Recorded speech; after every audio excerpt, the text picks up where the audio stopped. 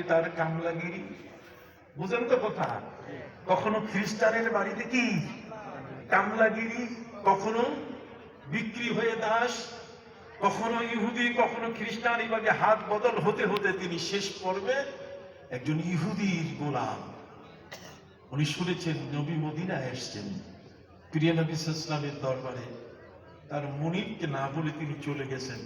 তিনি শুনেছেন যে মুহাম্মদ সাল্লাল্লাহু আলাইহি ওয়াসাল্লাম তার কাছে দুটো জিনিস আছে, এই দুটো জিনিস দিয়ে তিনি সত্য নবী কিনা এটা পরীক্ষা করা যাবে। কয়টা? দুটো জিনিস দিয়ে তাকে পরীক্ষা করা যায়। একটা হলো যে দান করলে সদকা, যে আপনাকে সদকা দিলাম, দান করলাম, দানের টাকা নেয় কিনা। যদি দানের টাকা না নেয় তাহলে মনে করতে হবে তিনি সেই নবী। আরেকটা সবচেয়ে বড় চিহ্ন হলো তার এই কাঁধে মাথা আর ঘাড়, মাথা আর ঘাড়ের এখানে একটা নবুয়তের সিল আল্লাহর পক্ষ থেকে দেওয়া আছে। এটা অন্য কোনো নবীর বেলায় এই সিলটা ছিল না। এই সিলটা হচ্ছে আমাদের কবুতর, আপনারা দেখেছেন কিনা?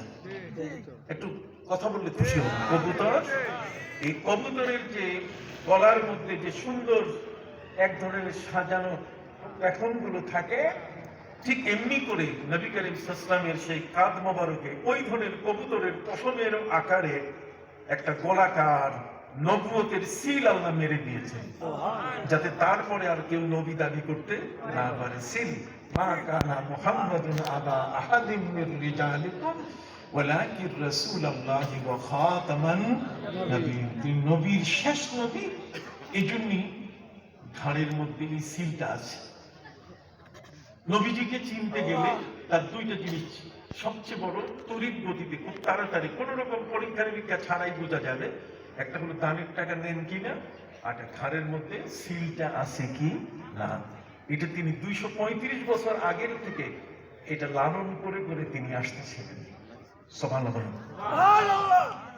সম্মানিত সুধী, প্রিয় নবী সাল্লাল্লাহু আলাইহি ওয়াসাল্লামের দরবারে যখন তিনি সদকা দানের টাকা দিলেন, নবীজি বলেন আমি দান খাই না, দান আমি খাই না।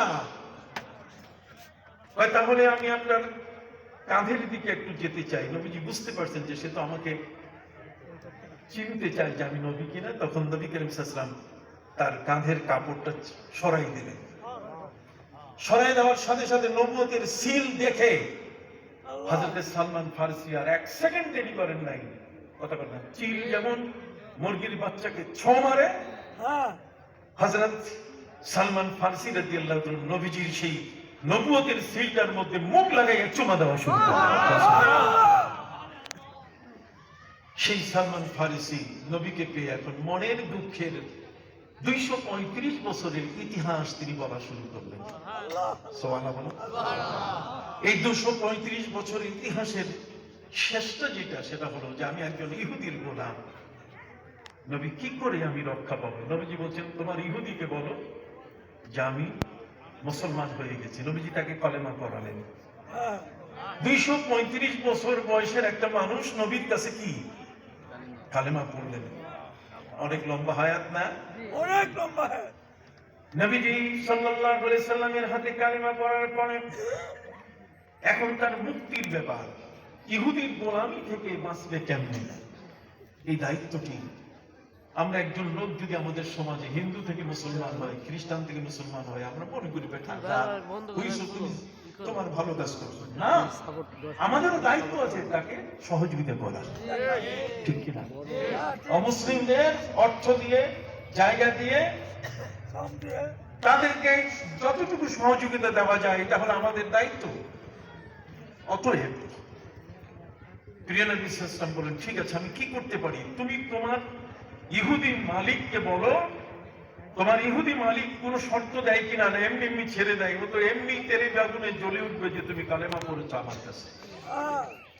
হযরত সালমান ফারসি রাদিয়াল্লাহু তাআলা আনহু তিনি কি ইহুদিকে বললেন, আমি তো কালেমা পড়েছি, আমি মুহাম্মদ সাল্লাল্লাহু আলাইহি ওয়াসাল্লামের এখন ভক্ত, আমি তার এখন উম্মত। কি বলো? আমি তোমার কাছে মুক্তি চাই, তুমি আমাকে মুক্তি দেওয়ার যা বলো আমি তাই করব।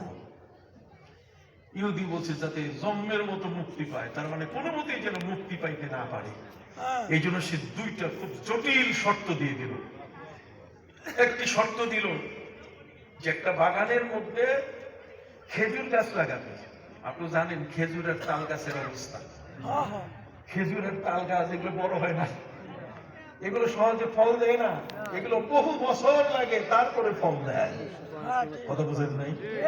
বাবা লাগাইলে খাইয়ে দিতে পারে না, ছেলে তাও খাইয়ে দিতে পারে না, নাতি পুতি ছাতি ঠ্যাঙ্গা কুড়াল ও বিশ্বাসের প্রজন্মের যারা, এরাই কেবলমাত্র কি এই তাল খায়, কিন্তু যে লাগায় সে কি খাইতে পারে না।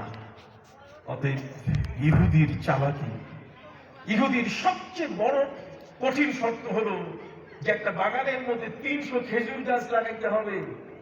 ওই খেজুর গাছ বড় হইয়া যেদিন খেজুর ফল দিবে সেদিন তোমার মুক্তি। কি শর্ত জটিল না সহজ? একটু মুখ দিয়ে কথা বলেন, জটিল না সহজ? ইসলাম কিন্তু এইভাবে আগে আসছে। আপনার কাছে ইসলাম আসছে, আর আজকে আপনারা এই জায়গায় এই চাইনপুরে বসে এত বড় একটা সুন্দর জায়গা পাইছেন, এটা বীর বিক্রম আদিত্যের দেশ। কতক্ষণ না বীর বিক্রম আদিত্য, যার নামে বিক্রমপুর, সেই বীর বিক্রম আদিত্যের সেই সময়কালে বাবা আদম শাহ উনি এসেছিলেন, ওনাকে শহীদ করে দেওয়া হয়েছে। কতক্ষণ না ওই যে মীরাপাড়ায় শুয়ে আছে। কোথায়? মীরাপাড়ায়, মুক্তারপুর মীরাপাড়ার কাছে যিনি শুয়ে আছেন। সম্মানিত সুধী, এদেশে ইসলাম এমনি এমনি ভেসে ভেসে উড়ে উড়ে আসে নাই, বাতাসে বাতাসে 3G আর 4G মোবাইলে ভেসে আসে না। কোন গোগল হুজুর, কতক্ষণ না এটা গোগলের মাধ্যমে পাঠাই দেয় নাই যে জায়গায় ইসলাম। এখানে আল্লাহর ওলিরা জীবন বাজি করে ইসলামকে আমাদের মাঝে প্রচার করেছে, যে কারণে ওলিদের কদর আমাদের কাছে অনেক বেশি।